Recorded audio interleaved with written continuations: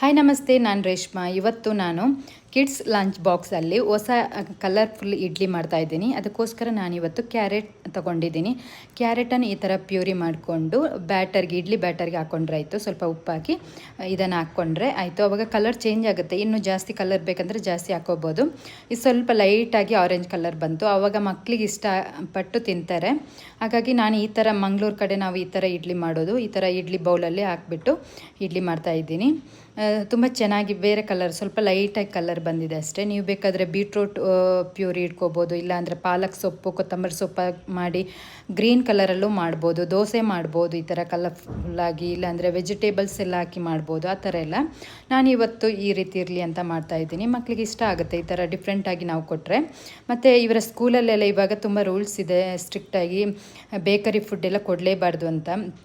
ಹಾಗಾಗಿ ನಾನು ಜಾಸ್ತಿ ಫ್ರೂಟ್ಸ್ ಕೊಡ್ತೀನಿ, ಇಲ್ಲ ಅಂದರೆ ಡ್ರೈ ಫ್ರೂಟ್ಸ್ ಕೊಡ್ತೀನಿ, ಇಲ್ಲಾಂದರೆ ಮೊಳಕೆ ಕಾಳು ಕೊಡ್ಬೋದು. ಆ ಥರ ನಾವು ಹೆಲ್ದಿಯಾಗಿ ಕೊಟ್ಟರೆ ಮಕ್ಕಳಿಗೂ ಒಳ್ಳೆಯದು. ಯಾಕಂದರೆ ಮನೇಲಿ ಸ್ವಲ್ಪ ಬೇಕರಿ ಫುಡ್ ಎಲ್ಲ ತಿನ್ನೋದ್ರಿಂದ ಇದು ನಾವು ಹೆಲ್ದಿಯಾಗಿ ಕೊಡೋದ್ರಿಂದ ಬ್ಯಾಲೆನ್ಸ್ ಆಗುತ್ತೆ. ಅದರ ಜೊತೆಗೆ ಸ್ವಲ್ಪ ಚಟ್ನಿ ಕೊಡ್ತಾಯಿದ್ದೀನಿ ಮತ್ತು ಸ್ವಲ್ಪ ತರಕಾರಿ ಕೊಡ್ತಾಯಿದ್ದೀನಿ. ನೀವು ಈ ಥರ ಚಟ್ನಿ, ಪಲ್ಯ, ಇಲ್ಲಾಂದರೆ ಚಟ್ನಿ ಪೌಡರ್ ಎಲ್ಲ ಕೊಡ್ಬೋದು.